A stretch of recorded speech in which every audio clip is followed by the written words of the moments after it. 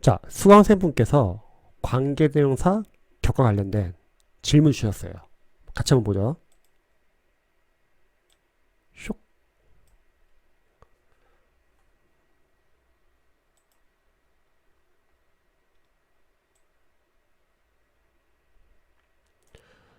자, 선생님 질문 드립니다. 관계대명사 파트 보고 있는데 이 문장 여러분들이 좀 볼 수 있게 제가 잠시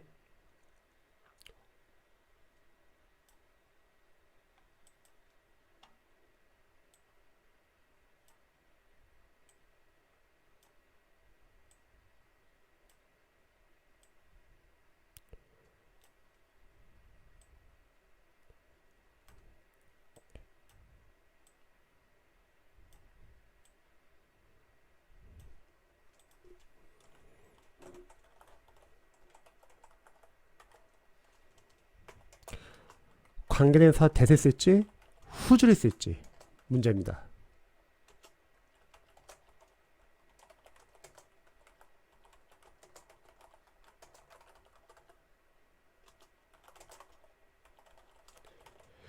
자, 이러한 문제가 있는데 왜 소유격인 선행사가 정답이 일단 후주이고 선행사가 미스터 그린이라는 거는 알겠는데 왜 소유격인 후주가 사용되는지 어느 부분에서 확인이 가능한지 궁금합니다. 이렇게 질문 주셨어요. 답변 드려볼게요. 우선은 관계대명사 격과 관련해서는요. 문법에서도 뭐 출제가 되지만 독해서 좀 아셔야 합니다. 관계대명사가 주격 관계대명사도 있고 소유격 관계대명사도 있고 목적격 관계대명사가 있죠. 우선 이해해야 하는 부분도 있는데 관계대명사라는 것 자체가 하는 역할이 접속사와 명사 역할을 해주죠. 쉬운 예로 I like a man. 나는 한 남자를 좋아해요. 그리고 그는 친절하다. 자, 이런 문장 있다 해볼게요. 저는 이 문장을 관계대명사로 고치려고 합니다. 그래서 접속사 and와 앞에 있는 요 a man, 이 관계대명사 수식받는 이 명사를 선행사라고 하고 뒤에 a man과 같은 he를 합치는 거예요. 접속사 명사 합치는 거죠. 그러면 선행사가 사람이고 그리고 명사가 주어 역할을 하니까 주격 관계대명사 쓴다고 해서 우리는 who나 that을 쓸 수 있죠. 그래서 문법에서는 이렇게 관계대명사 절이 앞에 있는 선행사인 명사를 형용사처럼 수식한다. 다시 한번 형용사가 하는 역할이 명사를 수식하는 역할이 있으니까 그래서 관계대명사 절을 문법에서는 형용사절이라고 하죠. 그리고 요 관계대명사를 제외한 나머지 문장은 보통 불완전한 문장이 온다고 합니다. 근데 이거는 수강생분들이 이해할 수 있는 거예요. 왜? 관계대명사는 다시 한번 반복해서 관계대명사는 접속사 플러스 명사 역할을 한다. 그런데 이 명사라는 게 품사 명사는 문장의 자리는 주어 자리도 올 수 있고 목적 자리도 올 수 있고 보호 자리도 올 수 있죠. 여기서도 보시면은 명사가 주어 자리도 올 수 있잖아요. 그럼 당연히 이렇게 주어나 목적 보호 자리로 올 수 있는 이 명사와 접속사를 합친 게 관계대명사인데 이거를 제외하고 보면은 당연히 나머지 문장에서 주어 또는 목적어 또는 보호 중에 하나가 없다는 거죠. 그래서 불완전한 문장이 오는 거죠. 요거는 암기할 게 아니라 일단 이해를 하셔야 돼요. 그러면 주격 관계대명사 뒤에는 이해할 수 있겠죠. 동사가 와야죠. 주어 역할을 하니까.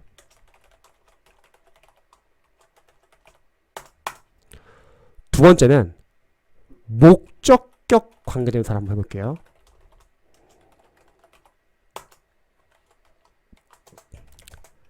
나는 좋아합니다. 한 남자를. 그리고 나는 뭐 사랑합니다. 그를. 이렇게 해볼게요. 그러면 요 어맨을 선행사라 보고 다시 한번 반복. 관계대명사는 접속사 플러스 명사 역할을 한다. 접속사 명사를 합치는 거죠. 그러면 이 어맨과 같은 게 여기 힘이에요. 저는 이 힘과 접속사 and를 합칠 겁니다. 그래서 선행사가 사람일 때 이렇게 목적어 자리에 나온 대명사를 합쳐가지고 목적격 관계사를 쓸 수 있죠. 선행사가 사람이면은 대도 가능하고 순도 가능하다고 배우죠. 그러면 이렇게 관계의 대명사절이 쓰인 겁니다. 그럼 때부터 love까지 가로치면은 앞에 있는 선행사를 형용사처럼 수식하니까. 왜? 형용사 하는 역할이 명사 수식하는 거잖아요. 그래서 형용사절이라고 하는 거고, 뒤에는 이 관계사를 제외한 나머지 문장에서는 불완전 문장이 오는 거죠. 목적어 없죠. 그러면 여긴 주어가 아니죠. 주격 관계대명사. 여기는 목적격 관계대명사.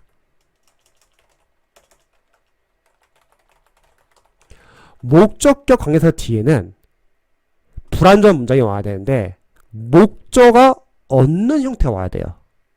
예를 들어서 삼형식일 때 이 삼형식 타동사의 목적어 얻는 형태가 와도 되고, 사형식이면 이건 이해해야 돼요.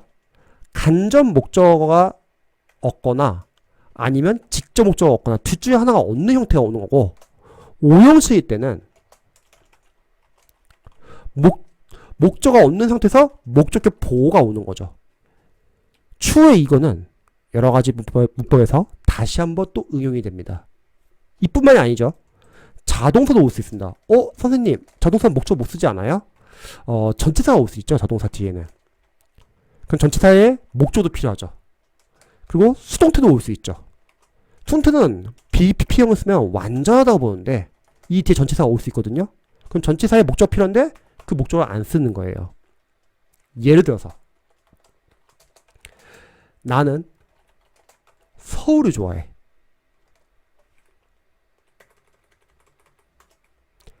그리고 나는 자동사 live 다음에 전체사 in을 써볼게요. 서울에 산다. 요거를 관계대명사 고치면은 반복해볼게요. 관계대명사는 접속사 플러스 명사 역할을 한다. 앞에 있는 선행사인 서울과 같은 뒤에 서울. 이 두 개 합쳐져가지고 제 목소리 지금 떨리죠? 아내가 왔어요. 자, 이 서울 그리고 그런 선행사 사물이니까 대신한 위치를 쓸 수 있다. that 위치 I live in. 그러면 이 보시면은 이렇게 목적격 관계사 뒤에는 자동사 뒤에 전치사가 오면 불안정하죠. 왜? 전치사 뒤에도 목적 필요하잖아요. 목적 없잖아요. 요거 해볼까요? 나는 서울을 좋아한다. 그리고 나는 관심이 있습니다. 원래 이렇게 수동태는 완벽한 문장을 봐요. 근데 뜻을 추가해주기 위해서 특정한 전치사 함께 쓸 수 있죠. 우리 보통 be interested는 전치사 in과 함께 씁니다. 나는 서울에 관심이 있다. 요거를 관계대명사 고치면요. 관계대명사는 접속사 플러스 명사 역할을 한다. 앞에 있는 요 서울과 같은 뒤에 있는 이 서울을 합쳐서 위치다 대수 바꾸는 겁니다. 그리고 나머지 문장은 그대로 써주는 거예요. 이렇게. 그래서 목적격 관계대명사 뒤에는 비동사 플러스 과거분사 뒤에 이렇게 전치사가 올 수 있구나. 이런 게 목적격 관계대명사 뒤에 올 수 있는 경우입니다. 그 다음에 소유격 관계대명사 한번 해볼까요? 소유격 관계대명사는 예를 들어서 I like a book. 나는 책을 좋아합니다. 그리고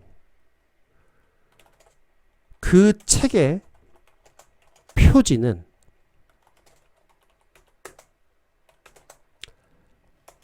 빨간색이다. 뭐 이런 문장이 있다고 할게요.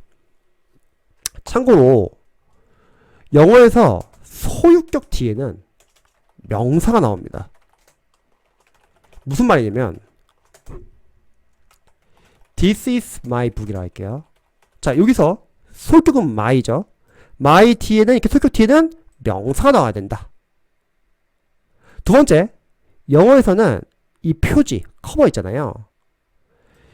이 명사가 전치사 플러스 명사, 이런 전면구의 수식을 받잖아요. 그럼 한정이 되기 때문에 앞에는 어나 더가 반드시 있어야 합니다. 무슨 말이냐면 A teacher of my school, 나의 학교의 선생님은 키가 크다. The principal, 교장 선생님 of my school, 키가 크다. 자, 예를 들자면 이렇게 전면구의 수식을 받는 거예요. 전치사 플러스 명사를 합친 걸 전면구라고 하죠. 구라는 건 단어가 두 개 이상 모인 것. 이렇게 전면구의 수식을 받는 명사 앞에는 앞에 막연한 걸 나타내는 어를 붙이거나 특정한 걸 나타내는 덜을 붙일 수 있습니다. 얘는 관사라고 하고 나중에는 어는 부정관사, 정할 수 없다, 막연할 때 쓰는 거고, 더는 정관사라고 하죠. 특정할 때 쓰는 거. 선생님이 여러 분 계시는데 그 중에 막연한 한 명이에요. 그 선생님은 키가 크다. 하지만 교장 선생님은 학교에 딱 한 명 있잖아요. 그러니까 덜을 붙인 거죠. 어를 쓰냐 덜을 쓰냐 이렇게 중요하지 않습니다. 어쨌든 어나 더 둘 중에 하나를 써주는 거죠. 자, 이 원리를 좀 이해하시면 좋을 것 같아요. 그래서 나는 좋아합니다. 책을. 그리고 접속사 플러스 요 선행사 같은 요 더북을 합치는 거예요. 근데 선행사가 사물이에요. 이때는 who도 쓸 수 있다고 배우고 of which도 쓸 수 있다고 배웁니다. 헷갈려요. 소유격 관계사는 두 가지가 있어요. who와 of which. 근데 who는 선행사가 사람만 되는 게 아니라 사물도 되고요. of which는 사물만 됩니다. 그 결론은 둘 다 됩니다. 여기서는. whose 뒤에는, 소유격 뒤에는 누가 와야 된다? 명사가 와야 된다. 그래서 이 커버를 그대로 써주는 거예요. 해석해 볼게요. 나는 책을 좋아한다. 그리고 그 책의 표지는 빨간색이다. 자, of which를 쓸 경우는 요 이해하세요. and랑 더 북이 합쳐져가지고 which가 된 거고, 그럼 of which 됐죠. 커버 앞에 더가 있죠. 한정되기 때문에. 그래서 더가 반드시 붙어야 된다. The cover is red. 그리고 이때 the cover는 of which 앞에도 올 수 있습니다. The cover of which is red. 자, 선행사가 사물일 때는 소유격 관계사로 who도 올 수 있고 of which도 올 수 있는데 둘이 달라요. whose 뒤에 명사가 와야 되는데, 참고로 이 명사는 whose 앞에는 못 옵니다. 근데 여기 더가 안 보이죠. 왜냐면 나중에 배워요. 영어에서는 한정사라는 게 있습니다. 좀 어렵네요. 하나의 명사 앞에 한정사는 하나만 올 수 있는데 누가 있냐? 어나 더와 같은 관사도 한정사에 속하고, 지시사, 막 this나 that 이런 애들 있잖아. 지시 형용사, this, that 이런 애들, 그리고 소유격 등등 한정사라고 합니다. 그래서 소유격과 정관사 더는 같이 못 써요. 두 번째, of which 쓰잖아요. 커버 앞에 반드시 더가 있어야 합니다. 더 없으면 틀려요. 근데 이 더 커버가 of which 뒤에 와도 되고 앞에 와도 됩니다. 그래서 소유격 관계사를 정리를 해볼게요. 앞에 선행사인 명사가 있고 뒤에 뭐 whose 다음에 명사가 올 수 있거나, 만약에 사물이면 of which도 쓸 수 있는데 of which 때는 더 명사가 of which 앞에 나오거나, 또는 더 명사가 of which 뒤에도 나올 수 있습니다. 자, 이때 유의할 점. 이 명사는요, 문장에서 주어나 목적 보호 역할을 한다는 거죠. 결국 이 소유격 관계대명사절 안에 있는 이 명사는요, 얘들이 주어 역할을 할 수 있어요. 그러면 뒤에 동사가 나오는 거고, 얘들이 목적 역할을 할 수 있습니다. 그러면 다양한 목적어 없는 형태가 나올 수 있겠죠. 뭐 3형식도 나오고 4형식제에서 목적어만 하나 나오고 다른 목적어, 뭐 간접 목적어, 직접 목적어 둘 중에 하나 빠지고, 아니면 5형식도 나올 수 있겠죠. 목적 없는 상태에서 목적이 보고 나오겠죠.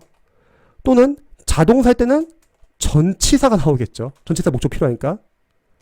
또 수동태일 때는 전치사 뒤에 나오면 목적 필요하죠. 또는 저 명사가 보호 역할도 할 수 있다는 거야.